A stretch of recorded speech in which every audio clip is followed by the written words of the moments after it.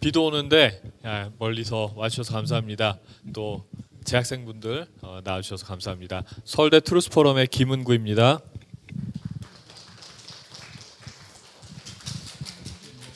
예, 저는 대한민국의 원자력 기술, 이 원자력 기술은 이렇게 선배 세대께서 피땀 흘려서 이루신 이 대한민국의 자랑스러운 유산이라고 생각을 합니다. 그리고 이 원자력 기술은 지금 우리만을 위한 기술이 아니라 다음 세대를 위해서 우리가 잘 보존해야 될 유산이라고 생각을 하는데요. 그런데 현재 정권에서 진행하고 있는 급진적인 탈원전 정책이 그렇기 때문에 상당히 우려스러운 것 같습니다. 이런 시점에서 저희가 대한민국 원자력 발전의 산 증인이라고 할 수 있는 장인순 박사님 귀한 분을 오늘 모시게 됐는데요. 저희도 장인순 박사님 이 자리에 모시게 돼서 참 영광스럽습니다. 다음 세대를 위한 원자력이라는 말씀으로 강연을 준비해 주셨습니다.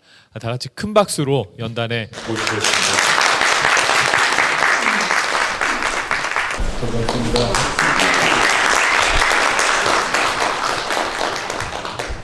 제가 몇 가지 여러분한테 묻고 싶은 질문이 있습니다. 세상을 살면서 가장 쉬운 일이 뭐라고 생각하세요?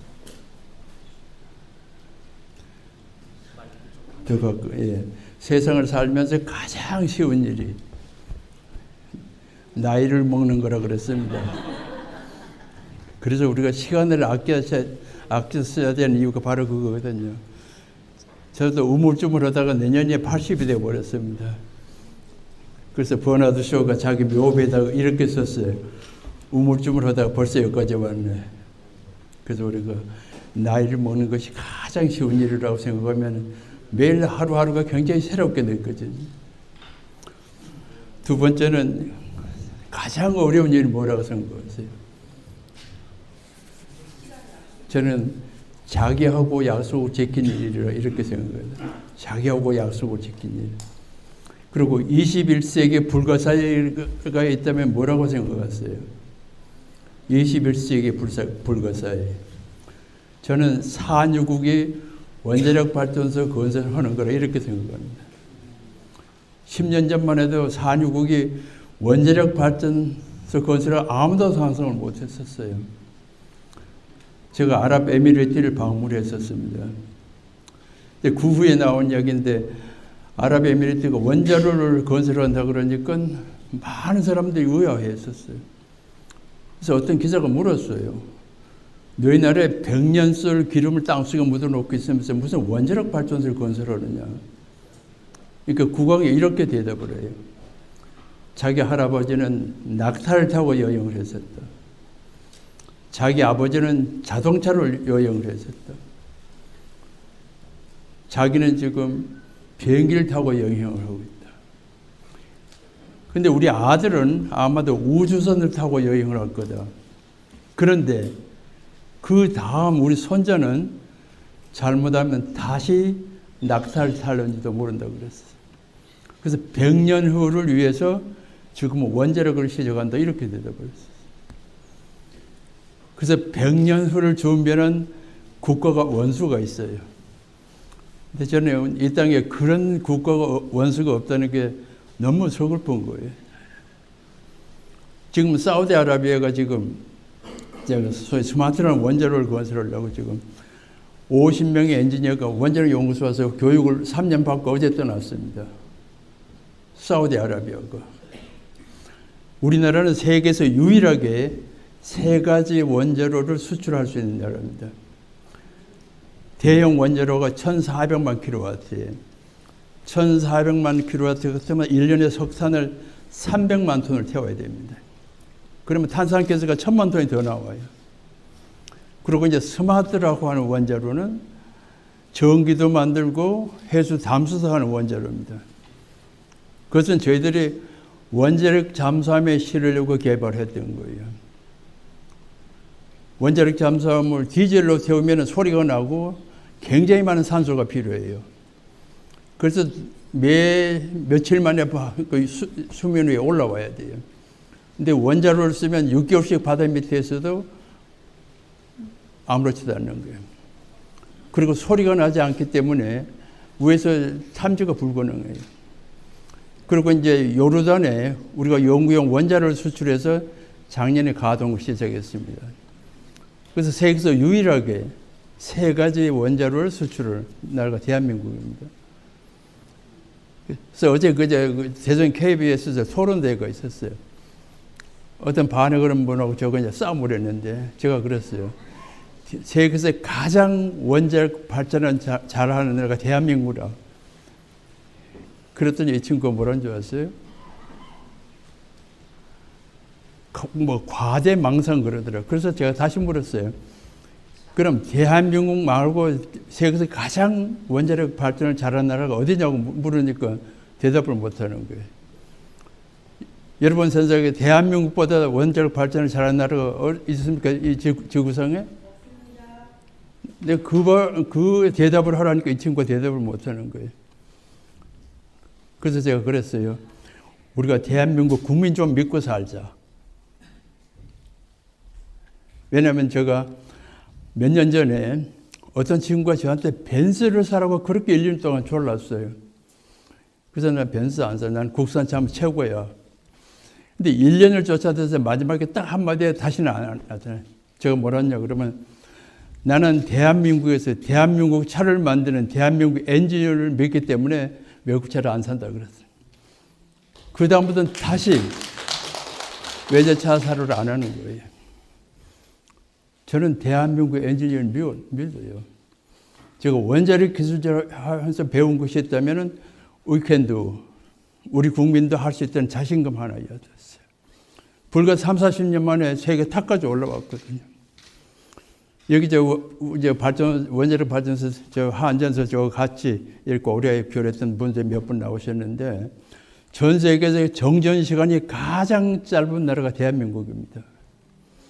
여러분 가정에 아마 1년 내내 정전 한 번도 안 되는 가정이 굉장히 많을 거예요. 그것이 왜 가능했겠느냐. 대한민국 엔지니어가 그걸 가능하게 만들었어요. 그래서 저는 대한민국 엔지니어를 믿어요. 저는 대한민국 국민을 믿는 사람입니다. 그래서 어디 가서든지 떳떳하게 대한민국 국민이라는 얘기를 할 수 있어요. 자, 여기 지금 제가 밑에 보시면 이제 랜드 모닝 컴투 랜드 모닝 러시. 타고리 우리나라를 옛날에 아침이 조용한 나라라 그랬어요. 지금은 대한민국 아침이 조용합니까? 그래서 아침이 바쁜 나라가 됐어요. 랜드 모닝 러시가 됐어요. 그것이 왜 가능했느냐 이거죠.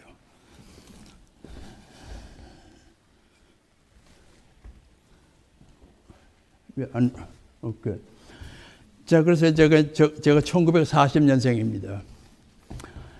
저는 해방 후에 한국의 모습을 이렇게 한번 그려봤어요. 상처받은 자존심과 상처받은 민족이 전부였어요. 제가 시골에서 고등학교를 다니면서 3년 동안 도시락을 가지고 간 기억이 없어요. 그렇게 배고팠어요. 정말 아무것도 할 수 없는 그런 상황이었어요. 자, 그럼 그때 모습을 어떻게 표현할까?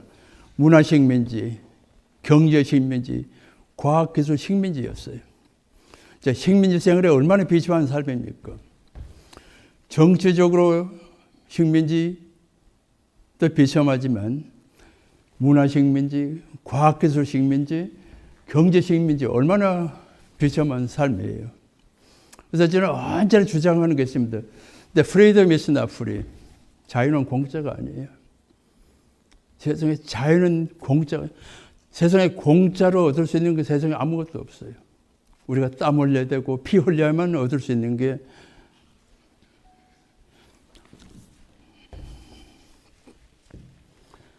자, 그래서 제가 이제 오늘 후손을 위해서 원자력 가죠. Atoms for the Next Generation. 아이젠하워가 1952년에 유엔에서 Atoms for Peace라는 말을 썼어요. 원자력의 평화정이에요. 저는 원자력을 후손을 위해서 하자. 우리 세대가 아니고 다음 세대가 이 땅에서 사람답게 사는 방법이 뭐냐 이거죠. 그리고 문명을 위협하는 최악의 위험은 비이성적인 두려움이다. 자, 근대 과학이 여기까지 오는 동안에 얼마나 많은 과학자들이 희생을 강요당했어요. 저도 유학 중에 화상을 입고 죽을 뻔해서 피부이식을 제가 2번이나 한 사람입니다. 온몸에. 그 고통을 찾으면서 연구 개발을 했었던 사람. 그리고 러셀이 이런 이야기를 했어요. 원자력은 인류가 이룬 가장 놀라운 과학 업적 중에 하나라고 그랬었어요. 버튼서 러셀이 한 이야기입니다. 그래서 아까 이야기를 했죠. 그 세 가지 원자를 수출하는 나라를 이야기하는데 저는 밑에 보세요. 대한민국은 반에게 주장하는 재앙을 억제하고 피해갈 수 있는 고도된 원자력 기술을 가지고 있다고 내가 당당히 여러분 앞에서 이야기할 수 있어요. 어떤 재앙도 멀리하고 막을 수 있는 그런 기술을 우리가 확보를 하고 있어요. 그리고 안전성이란 것은 모든 과학의 필수 조건이에요. 원자력뿐만 아니에요. 모든 과학의 최우선이 안전성입니다. 진짜 안전성을 고려하지 않는 과학은 세상에 없어요. 자, 제가 그래서 언제나 묻습니다. How safe is safe? 얼마나 안전한 거냐? 제가 토론하면서 물었어요. 도대체 얼마나 안전한 거냐? 이거죠. 자, 길에서 자동차에 가다가 가끔 인도로 뛰어들어요. 그래서 인도에 가는 사람을 죽이고 다쳐요. 그러면 그걸 방지하기 위해서 인도고 차도 사이에다 벽을 지을 거냐 이거죠. 그래서 제가 많은 사람한테 물어봅니다. 요즘 이제 그런 버릇이 생겼어요. 지난번에 며칠 전에 미국을 갔다면서 스튜디오스한테 물었어요. 얼마나 스튜디오스가 안전한 직업이냐. 또 길에서 그 트럭 기사들한테 물어봐요. 당신이 매일 차를 끌고 다니면서 얼마나 안전하게 느끼냐. 그리고 원자력 발전소에서 일하는 사람들도 물어봐요. 근데 제일 안전하다고 생각하는 사람들, 원자력 발전소에서 일하는 사람들, 내가 지금까지 보니까. 광부들, 기사들, 승무원들 다 자기들 그나는데 위험을 느끼고 살아요. 세상을 살면서. 그래서 저는 언제나 하는 얘기였어요. 인간은 완전하지 않아요. 그래서 인간이 만든 기계는 완전한 게 하나도 없어요. 그래서 우리는 교육하고 쓸고 닦고 유지보수를 하는 거거든요. 그래서 제가 언제나 묻는 것이 도대체 얼마나 안전해야 안전한 거냐 이거죠.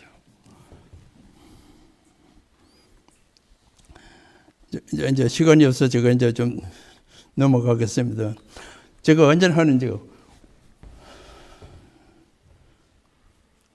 원자력을 지배하는 나라가 세계를 지배할 거라는 이야기를 합니다. 원자력을 지배하는. 지금 세계 그 초강대국은 원자력을 다 가지고 있어요. 이제 여러분이 이런 이야기는 잘 아시는 이야기니까 제가 이제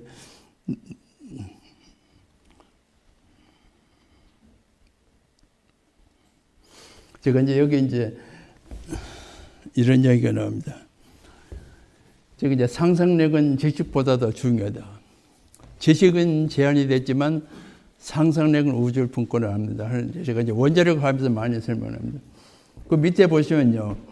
이제 세 가지 짤방한 용어가 있는데 이것이 이제 포항공대 그 전자가속기를 준공할 때 제가 거기 갔었는데 건물에 딱 들어가니까 이 이야기가 걸려 있더라고요. 그래서 너무 좋아서 내가 많은 사람한테 소개를 합니다.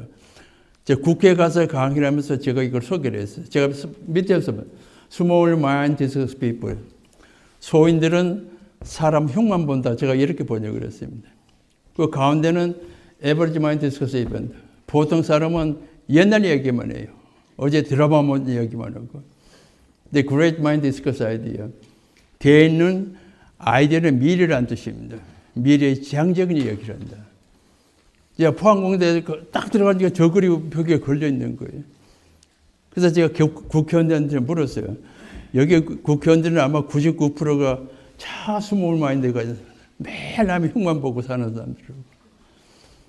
자, 우리가 미래의 지향적인 이야기만 해도 시간이 없어요. 근데 마냥 과거만 들추고 앉았고 마냥 남의 비유만 거스르는 게 더 얘기를 하면 욕이 나오니까 이제 그만하겠습니다. 자, 지금부터 150년 전에 니체가 한 유명한 말, 아마 이때는 뭐 오염이라는 말이 없었던 거 봐요. 그래서 이런 말을 했어요. 지구가 피부병을 가지고 있는데 그 피부병 중에 하나가 인간이라고 그랬어요. 자, 지구를 이렇게 더럽히는 게 누굽니까? 저를 포함해서 소도 말도 아니에요. 저를 포함해서 여러분입니다.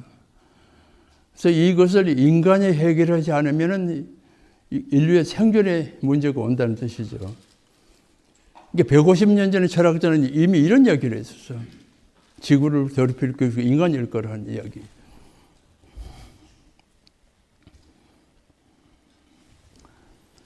자, 그래서 이제 1999년에 새로운 밀레니엄 2000년을 맞으면서 그 미국 공학에서 여론조사를 한 게 있었어요.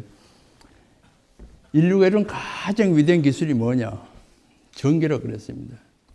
사실 이제 전기 없는 사회를 여러분이 한번 상상을 해보십시오. 전기 없는 사회. 이제 전기에 얽힌 참 유명한 이야기가 많습니다. 그 파라데이라는 사람이요. 그 전기 자장의 필드에 대해서 발견을 했어요.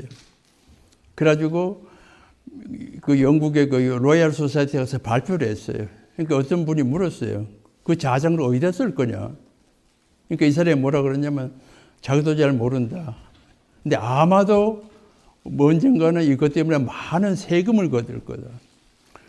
지금 현대 과학을 끌고 오는 것이 자장이었거든요. 지금 현대 문물을 끌고 오는 것이 일렉트로마그네틱 필드였거든요. 근데 그 양반이 벌써 이미 자기는 모르지만 먼 훗날 어마어마한 세금을 거둘 거다. 지금 여러분이 가지고 있는 모든 셀폰, 핸드폰 그것이 안 쓰면 우리가 그런 거 올 수가 없었던 것들거든요. 그리고 이제 원자력 기술이 19위에 와 있습니다. 자, 제가 이제 지금부터 이제 과학에 그랬어요. 제가 어느 날 고등학교 강의를 가는데 어떤 친구가 강의 끝내가 질문을 하려고 했더니 우주가 뭐냐 하는데 제가 깜짝 놀랐어요. 제가 우주란 말을 대답을 못 해주고 왔어요. 그 원자력 연구소에 박사가 한 700명이 있습니다. 제가 돌아서 물었어요. 도대체 우주를 뭐라고 정의할 거냐? 근데 어떤 친구가 뭐 그런 질문을 하냐고 그래요. 근데 자기도 정확하게 몰라. 막연히 우주의 개념이 들어있는 거예요. 그래서 우주에 제가 며칠 책을 찾았더니 우주의 정의가 시간과 공간이 존재하는 거죠. 이렇게 정의를 했어요. 자, 그럼 자연과학이 뭐냐 이제. 자연과학이 우주가 대상이에요. 다시 말하면 자연과학은 시간과 공간을 연구하는 학문입니다. 다시 말하면 시간과 공간을 극복해서 인간의 삶의 질을 높여가는 것이 바로 자연과학이라는 거죠.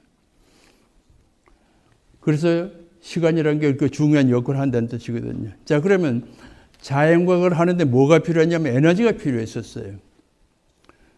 근데 지금까지 우리는 오염은 고려하지 않고 에너지만 썼기 때문에 지금 이렇게 환경 오염이 온 거. 이제는 청정 에너지가 아니면 쓸 수 없는 그런 시대까지 왔어요. 그 다음에 자원, 기술, 통신이 있어야만 자연과학을 하고 그래야 선진국 가는데 우리는 선진국을 갈 수 있는 조건이 하나도 없는 거예요. 자원이 하나도 없어요. 에너지 자원도 없어요. 근데 불과 반세기 만에 1조 달러를 달성한 그런 유일한 나라예요. 그게 무엇이 그게 가능하겠느냐?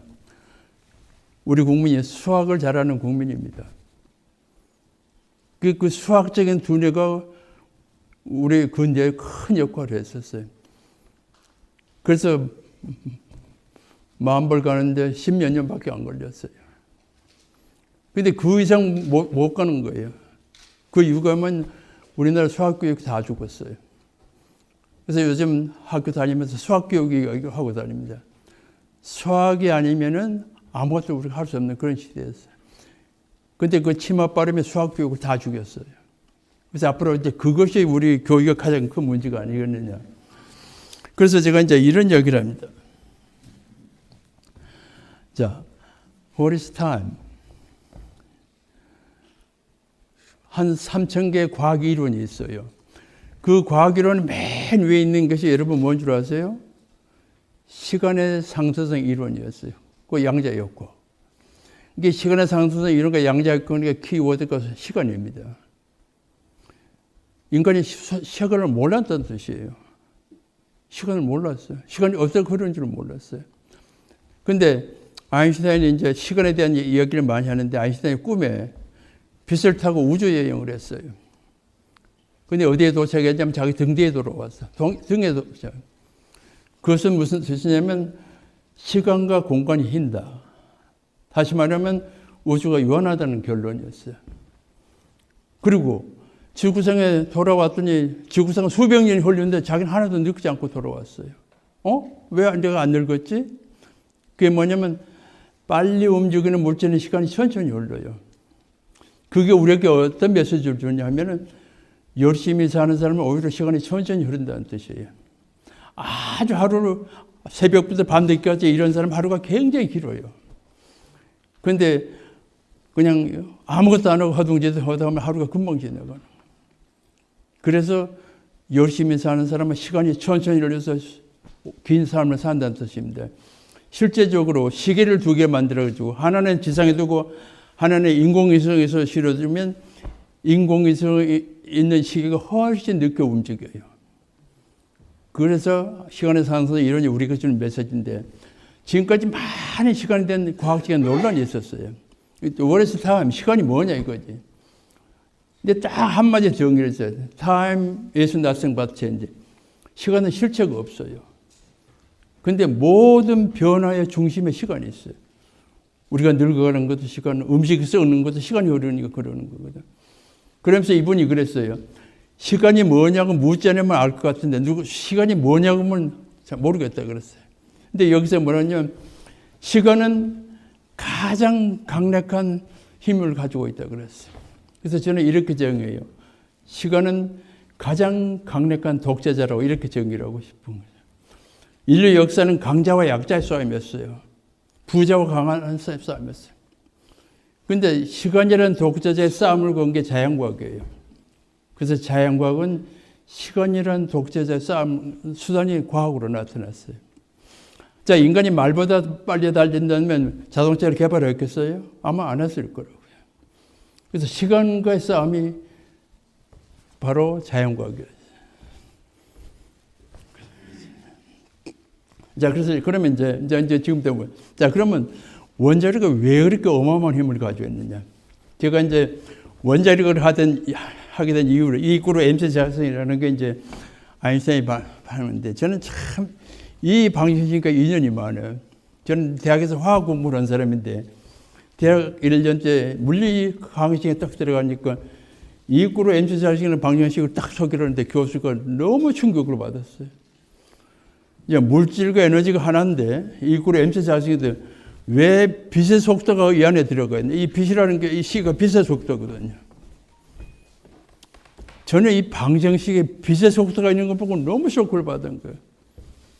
우주에서 가장 중요한 것이 빛의 속도라는 건 콘스탄트입니다.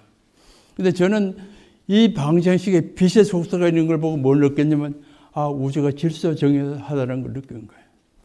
그 너무나 멋있었어요. 근데 저는 화학을 공부하니까 잊어버렸어요. 그러다가 19년 후에 유학을 갔다가 1978년에 박정희 대통령 부름을 받고 한국을 왔었어요. 그때 세미나를 하는데 제가 불소화학을 공부를 했습니다. 그 발표를 하고 나니까 어떤 분이 저를 찾아왔어요. 원자력인데 불소가 필요하다, 불소화학은. 그래서 돌아오라 해서 제가 그 다음에 볼달사가 79년에 왔습니다. 그래서 와서 이 구리 MC장을 다시 만났어요. 그래서 19년 만에 그 멋진 방정식을 다시 만난 거예요. 그래서 만나면서 제가 이런 얘기를 했어요. 내가 이 방정식과 만나면 내 숙명이라는 생각을 했었어요. 그래서 내가 79년 3월에 왔는데 10월 달에 박정희 대통령이 돌아가셨어요. 그래서 같이 유치해 왔던 사람들이 다 뿔뿔해졌어요. 그래서 굉장히 고민을 했어요. 떠날 거냐 말 거냐, 떠날 거냐면 대학에 오라는 데들 많이 있었거든요. 자, 이 꼴의 MC 자성 때문에 연구소에 끝까지 남아 있었어요. 그래서 지금까지 내년이면 연구단 오니까 40년이 됐습니다. 40년 동안 이 자리를 짓고 살았어요. 그래서 저는 이 방정식과 만나면 나의 숙명이라고 지금까지 생각을 했어요. 자, 근데 이게 어떤 의미가 있느냐? 이쪽에서 이쪽으로 가는 우주의 탄생의 비밀입니다. 이꼴의 MC. 빅뱅, 왼쪽에서 오른쪽에서 왼쪽으로 가는 것은 바로 원자력입니다. 우주의 탄생 비밀과 원자력의 이 방정식 하나가 다 들어가 있는 거예요. 그래서 이게 정말 멋진 방정식이다. 변수가 딱 하나밖에 없어요. 그러면서 우주의 탄생을 다 설명을 이 방정식 시간하고. 그리고 이 안에 빛의 속도가 들어있다고 하는 것은 정말 매력적이라고요. 제가 어렸을 때 피타고라스 정리를 배우면서 수학자가 되겠다고 꿈을 꿨었어요. 그 피타고라스니까 너무 신비했었어요. 피타고라스. 그랬는데 고3 때 고3년 동안 도시락을 가지고 학교를 못 가, 도시락을 없이 학교를 다니는 게 얼마나 배고팠어요. 근데 고3 때 담임선생님한테 가서 제가 수학과를 가겠습니다. 그러니까 우리 담임선생님이 딱 한마디 하셨어요. 가난한 사람을 수학을 하는 거 아니에요. 그 소리를 너무 충격으로 받았어요. 근데 그분이 화학을 가르쳤어요. 화학 공부를 해야 밥을 먹고 살아. 그래서 화학 공부를 했습니다. 내가 그분을 만나지 않았으면 제가 수학자 길을 갔었을 거예요. 그래서 전 만남이라는 게 참 중요하다는 생각이에요. 그분을 만나서 화학을 했고, 그분을 만나서 불수화학을 했고, 그래서 원자력에 와서 40년을 살았습니다. 그래서 만남이라는 게 그렇게 한 삶을 바꾸는 그런 역할을 한다. 근데 그렇게 내가 다른 길을 갔지만은 원자력인으로 산 게 그렇게 자랑스러워요. 그렇게 자랑스러운 거예요. 자, 그러면 이제 원자력이 왜 그렇게 어마어마한 힘을 가지고 있는지 제가 설명을 해볼게요. 여기 보시면 이제 원자핵이라는 게 이제 저렇게 동그랗게 생겼는데요. 가운데 핵이 있고 이제 밖에 이렇게 전자가 돌아다녀요.